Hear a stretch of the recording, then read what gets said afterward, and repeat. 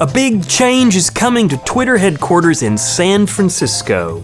Everyone is speculating why Elon Musk bought Twitter. And in this episode, we're going to give Elon the chance to speak for himself. Right after this. More to the Story, a show that explores what's happening in the world from a Christian perspective. Subscribe on the platform where you're enjoying the show, or go to freegrace.in to subscribe for email notifications of our releases. More to the Story with Lucas Kitchen. Hello and welcome to the show. I'm Lucas Kitchen. Do you remember those old Dos Equis commercials about the most interesting man in the world? Stay thirsty, my friends. Well, I think Elon Musk just might be the real most interesting man in the world. I mean, a day doesn't go by that Elon isn't in at least one of my news feeds, and usually with multiple stories. I wouldn't be surprised to find out that he's either one of a set of identical quadruplets, and that's how he gets so much done, or maybe he's an alien who doesn't sleep, or maybe he's an alien quadruplet. I mean, I don't know, but in any case, he's always got something interesting cooking up, and this month is no different. Elon Musk bought Twitter. I didn't know that kind of thing was for sale. And why Twitter? Blah. I mean, I imagine him pulling up to the Zuckerberg drive-thru and saying, "I'll take an order of Facebook with a side of Instagram, please." "Sorry, we're all out of those. Could I interest you in a helping of Twittosphere?" I mean, he bought Twitter for $44 billion on October 27th. October 27th, it's interesting because that was the same day that I walked on a treadmill for almost 20 minutes. I mean, Musk has said he is a free speech extremist, which is interesting because he paid more than anyone ever for that so-called free speech. Now, since its $1.8 billion IPO in 2013, Twitter has been a publicly traded company, but Elon's purchase will take the company private again. Now, don't worry if you've invested in this tech giant. They say that the stock buyout will come at a fair market price value on November 8th. Now, I did a quick check on Robinhood, which is that little app where we make bad investment decisions all the time. I own a fraction of a share of Twitter, valued at $2.54. So I'm looking forward to the 8th because I'm hoping it'll undo all my other Robinhood-based bad decisions.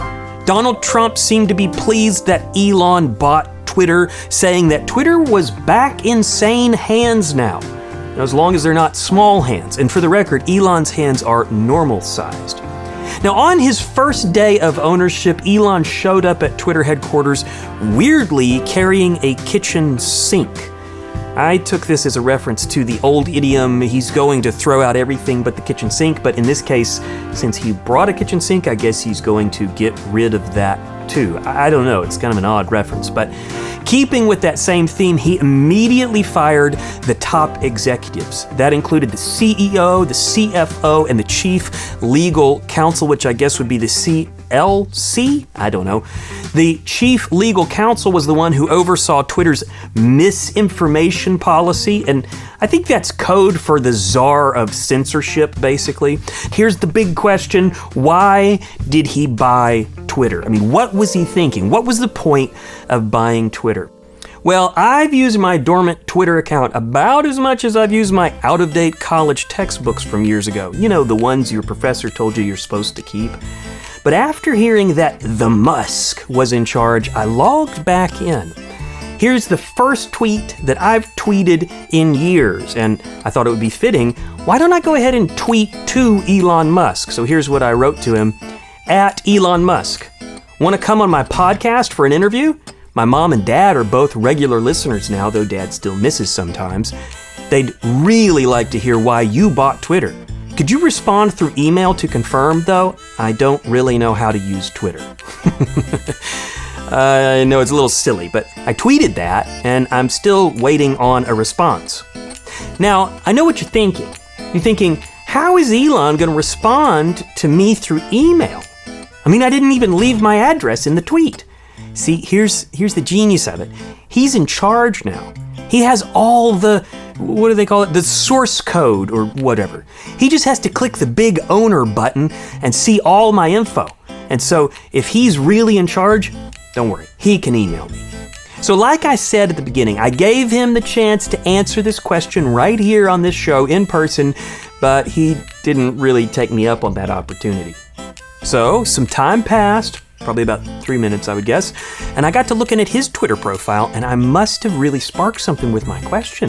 Because instead of responding to me directly through email, he gave his response to my question for why he bought Twitter right there on his account. And here's the really creepy part.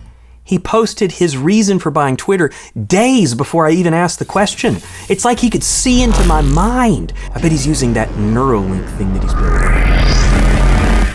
So on October 27th, the day of the purchase, around 8 a.m., he gave his reason. Here's what he said. He said, I wanted to reach out to you personally to share my motivation in acquiring Twitter. Acquiring is rich people speak for buying. There has been much speculation about why I bought Twitter.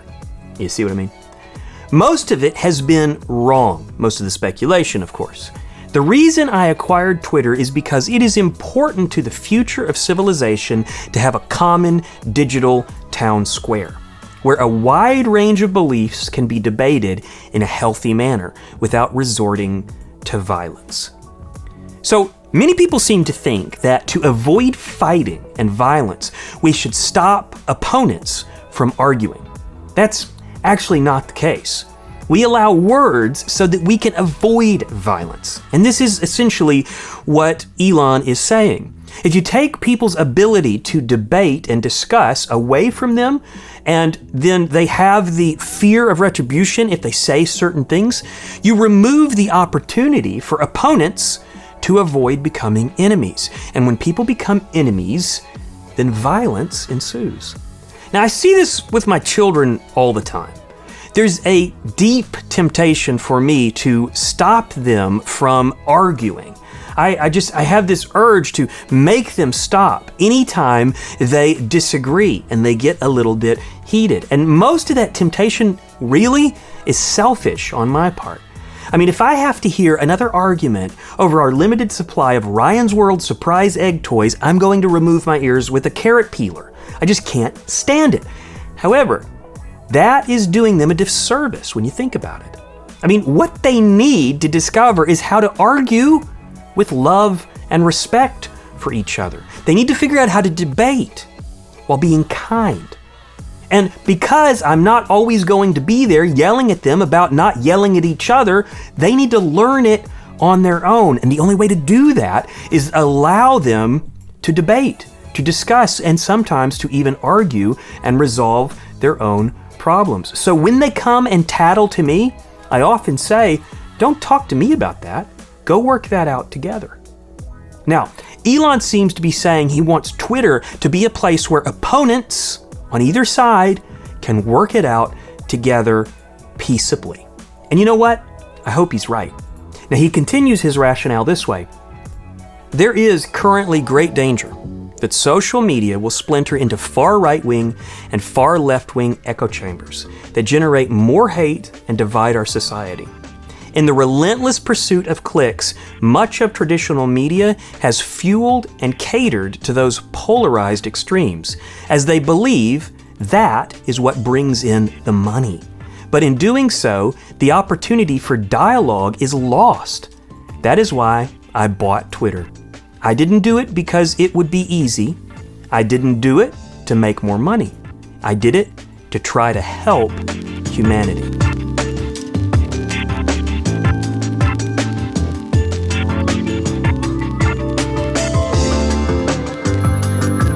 Can we just admit that the United States is going to have its friction points, as it is a melting pot of cultures? Cultures don't want to melt in the melting pot. They want to remain homogeneous. Melting hurts. Assimilating is painful. There are times when cultures can merge for the better, but cultures also have the right to conserve their own values. I think Elon is right about this. We need a place to talk about these things safely. so that it doesn't spill into violence. Maybe Twitter is going to be that. And for my part, I hope Elon can do it. I hope he can mend the rifts that fracture through the social media landscape every day. I think it's worth a shot. And I'm glad that there was somebody willing to put up $44 billion to give it a try. So he goes on and he says this on why he bought Twitter. He said, "I did it to try to help humanity, whom I love. And I do so with humility, recognizing that failure in pursuing this goal, despite our best efforts, is a very real possibility."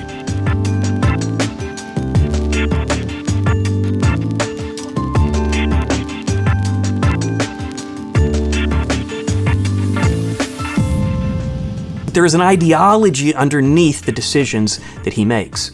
He claims he is trying to help humanity because he loves humanity. This apparently, by the way, is what drives each of his massive business ventures.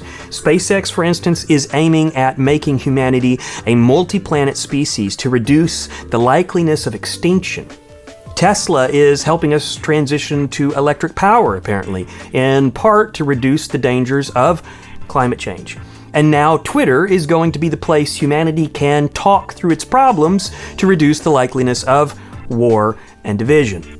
These are big companies with big missions. Mission statements so big, you might almost call them religious in nature. Now, Elon says his mission is to better society. And I really like what Elon is working on. I mean, he's an amazing guy. He works at an amazing scale. I love rockets and electric cars and solar panels and technology. I mean, I applaud his efforts to use those tools to positively affect the world through these big initiatives. However, there is an inherent problem with this big mission approach. He's promoting a humanistic salvation. I mean, it's a salvation of society through innovation and technology. He is aiming for the long-term deliverance or salvation of the human race through human effort. Some of that is rockets and renewable energies. So like I said, it's a humanistic salvation or deliverance.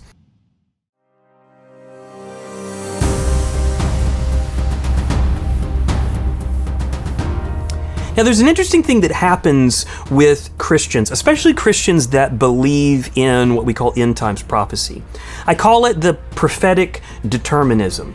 Prophetic determinism, in my definition, is the mental outlook that allows Christians who believe in end times prophecy not to stress too much about things like climate change, for instance, because we're confident that at the end of this age, people will still be around. That's because that's what prophecy tells us. So someone can believe climate change is real. They could even believe it's a man-made phenomenon, and they could also not be all that worried about it. And that's because they believe God and what He says about the end times. This concept could be applied to any possible cataclysmic event, like meteor strikes or solar storms or World War III or the reunion tour of NSYNC. The list goes on and on. As a prophecy-believing Christian especially, I'm confident that the human race will endure until the end of the age when Christ returns, simply because God's Word has declared it. There are some things that are determined. Now, all of this comes with a caveat. Prophecy doesn't determine the condition of the human race or the quality of life through the ages leading up to the end times. So while we evangelicals don't believe that the ultimate deliverance of the human race will be through SpaceX rockets or a Tesla solar panel or a renovated Twitter, we do believe that there is value in improving the quality of life in meaningful ways. For me, that's how I take what Elon's work is all about. I'm hoping he can improve the quality of our lives and solve some of the devastating effects that social media has brought upon society. I think we all agree that these are problems that need a solve, and if he can solve them, I'm all for them. As for the salvation of the human race by rockets and electric cars, I don't think so. I mean, ultimately, he's just not going to be the guy for that. It will ultimately be Jesus who brings about the salvation of the human race. Makes me think of a couple of verses in John chapter 3, starting in verse 17, where Jesus says, "For God did not send his Son into the world to condemn the world, but to," what? "Save the world through him. Whoever believes in him is not condemned, but whoever does not believe stands condemned already, because they have not believed in the name of God's one and only Son." That's John 3:17 through 18. So, who's the most interesting man in the world? While Elon is probably on the list, Jesus tops the list. Actually, I guess you could say Jesus is really on a list of his own. I mean, if you piled up all the good works and all the amazing accomplishments of Elon Musk or anybody in history, they just don't compare. Jesus did immeasurably more. So there's an excitement that surrounds any person that offers the human race salvation and deliverance from its problems.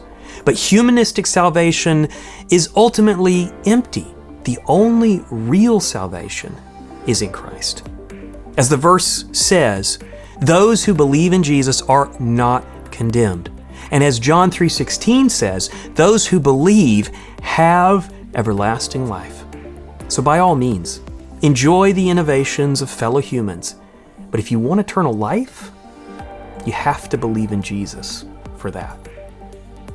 Thanks for watching. I'll be back with you soon.